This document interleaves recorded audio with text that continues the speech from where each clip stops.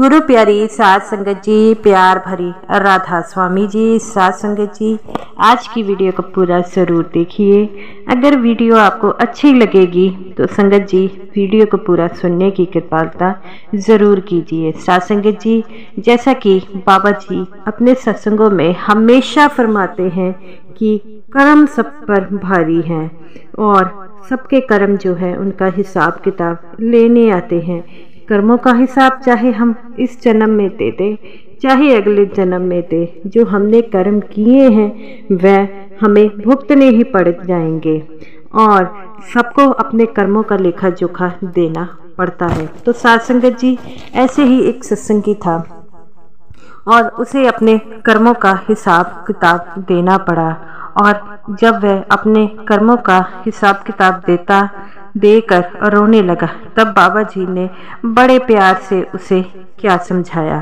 तो साध संगत जी, हमें बाबा जी हमेशा यही कहते हैं कि जैसे कर्म हम करेंगे वैसे ही हम भोगेंगे, तो सोच समझ के कर्म जरूर कीजिए। साध संगत जी, ये जो साखी है एक गरीब सत्संगी की साखी है, जो एक किसान था और किसान के पास एक बैल था और वह बड़ी मुश्किल से उस बैल के जरिए अपना हल जो है काम करता था, क्योंकि उसके पास इतने पैसे नहीं थे कि वह बाकी सुविधा का जो ले सके और अपने परिवार का पेट भी तो उसे पालना था, क्योंकि अगर जन्म मिला है, इस दुनिया में आए हैं, तो हमें खाना भी होगा, अपने परिवार वालों का पेट भी भरना ही होगा और ऐसी तरह वह खेती बाड़ी कर कर अपने कर्मों का हिसाब देना था। तो साध संगत जी, उसके पास एक बैल था और वह बैल उसकी कभी भी बात नहीं मानता था और जो है हमेशा ही जो वो कहता था वह नहीं करता था, जिस बात से वह बड़ा परेशान था। एक बार उसने उस बैल को जो है काम करने के लिए कहा, लेकिन बैल जो था वह हट कर बैठ गया और कहीं उठ नहीं रहा था। तो साध संगत जी, जैसा कि आपको पता है कि जब जानवर काम प्यार से ना करे तो उसके जो मालिक होते हैं उसे मार कुटाई कर जो है काम कराते हैं। तो साध संगत जी, ऐसे ही जो थे वह किसान एक डंडा लेकर आता है और उस बैल की खूब पिटाई करता है, लेकिन उस बैल टस से मस नहीं होता। ये देखकर वह बड़ा हैरान होता है कि मैंने इस बैल की इतनी पिटाई की है, लेकिन ये टस से मस क्यों नहीं हो रहा। ये बात सुनकर वह एक लोहे के कील वाला डंडा लेकर आता है, उसे खबूने लग पड़ता है। तभी वहाँ पर दूसरा सत्संगी आता है और वह कहता है कि क्यों इसे मार रहे हो। तो वो कहता है, वो जो दूसरे सत्संगी को देखकर वह बैल झट से खड़ा हो गया और ये देखकर बड़ा हैरान हो गया कि ये तेरे कहने से तू झट से उठ गया, मैंने इतने डंडे मारे तब भी ये नहीं उठा, इसका क्या राज है। तो वो कहता है कि भाई मुझे तो पता नहीं है, तो ऐसा करना कि तुम जब सिमरन पर बैठोगे तो बाबा जी से इसके बारे में पूछना कि बाबा जी ये बैल जो है मेरा कहा क्यों नहीं मानता और मेरी बात क्यों नहीं मानता।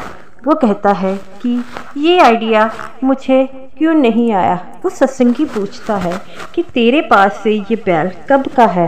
वो कहता है तकरीबन जो मुझे 1 साल हो गया है, लेकिन ये बैल मेरी कभी भी बात नहीं मानता। तुझे तो पता है कि मेरे पास 2 बैल है और दोनों बैलों से मैं अपनी खेती करता हूँ, मैं एक गरीब इंसान हूँ और ये मेरी बात कभी नहीं मानता।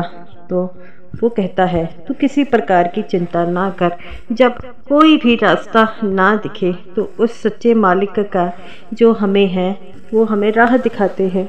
तो वो कहता है तू बिल्कुल ठीक कहता है, मैं ऐसा ही करूँगा। आज जब सिमरन पर बैठूँगा तब बाबा जी से ये पूछने के लिए कहूँगा कि बाबा जी ये बैल जो है मेरी बात क्यों नहीं मानता।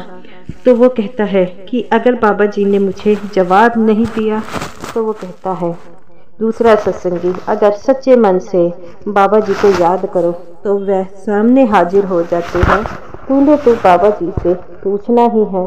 तो वो कहता है ठीक है। तो गुरु प्यारी साध संगत जी, ऐसे ही वह खाना खाकर जो है अपनी बीवी को कहता है कि मैं घंटे 2 घंटे सिमरन पर बैठूंगा, तो मुझे परेशान मत करना, तो ना ही मुझे हिलाना और ना ही कोई भी यहाँ पर शोर करे ताकि मेरा ध्यान जो भंग हो जाए। तो वो कहती है ठीक है, बच्चे तो सो गए हैं तो मैं भी सो जाती हूँ और आप सिमरन पर आराम से बैठ जाइएगा। तो उसका पति कहता है ठीक है। तो गुरु प्यारी साध संगत जी, सिमरन पर बैठे हुए उसे 10 मिनट हो गए और वह अपना ध्यान जो है आगे लेकर जाता है। तो वो देखता है कि उसके सामने बाबा जी का स्वरूप है और वह बाबा जी को देखकर ऊंची ऊंची रोने लग पड़ता है। तो बाबा जी कहते हैं बेटा क्या हो गया, तू क्यों रो रहा है? तो वो कहता है बाबा जी मैं आपसे एक चीज़ पूछना चाहूँगा। तो बाबा जी कहते हैं बेटा पूछो। तो वो कहता है कि बाबा जी मेरा जो बैल है वो मेरा कहना नहीं मानता, मैं उसे इतना मारता पीटता हूँ, प्यार से भी समझाता हूँ, लेकिन वह मेरा कभी कहना नहीं मानता। तो जब वह दूसरा सत्संगी आता है तो उसके पास वह झट से चला जाता है और उसकी बात जो है बड़े प्यार से सुनता है। तो बाबा जी कहते हैं बेटा ये बैल अपने कर्म देने आया है, ये तुम्हारे भी कर्मों का हिसाब देने आया है। तो वो कहता है बाबा जी कैसे कर्मों का हिसाब?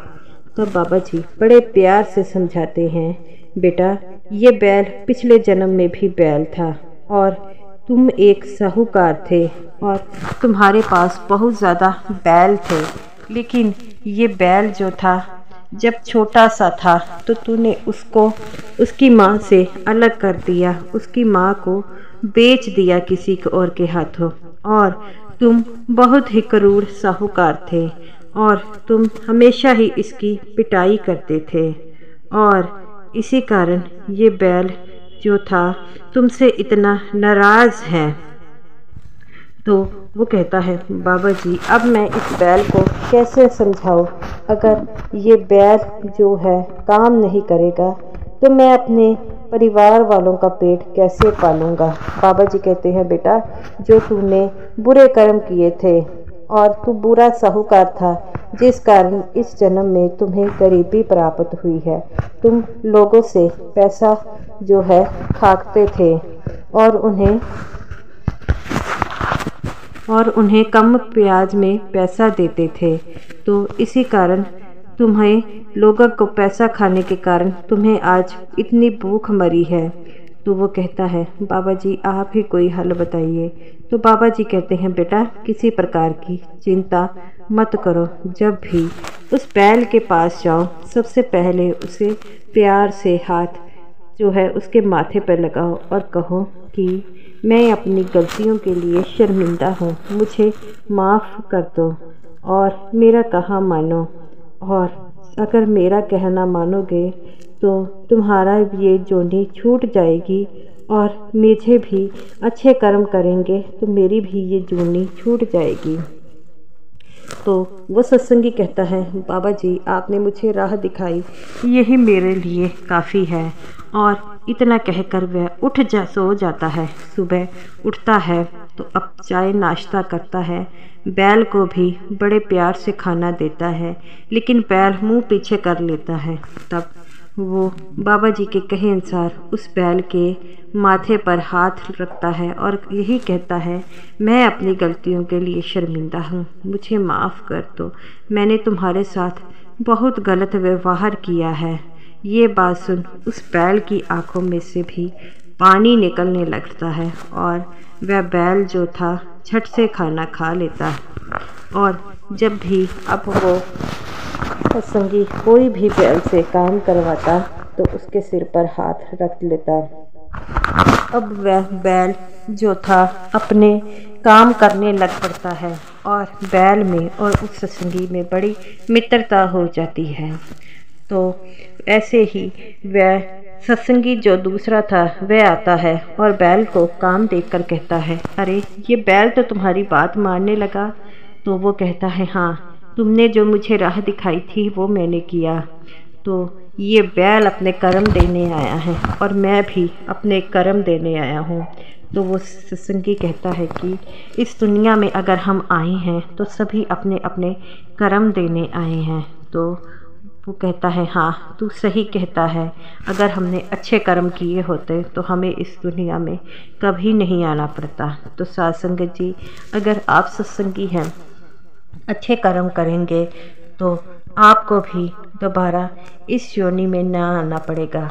और अगर भजन सिमरन जो करेंगे तो बाबा जी कहते हैं, अगर इस देह से छुटकारा पाना है तो उसके लिए 2.5 घंटे सिमरन ज़रूर कीजिए, क्योंकि सिमरन में बड़ी ताकत होती है। तो साध संगत जी, आज से ही सिमरन करना शुरू कीजिए। तो साध संगत जी, ये रही मेरी आज की वीडियो अच्छी लगी हो तो लाइक कीजिएगा और सभी साध संगत जी को मेरी तरफ से प्यार भरी राधा स्वामी जी।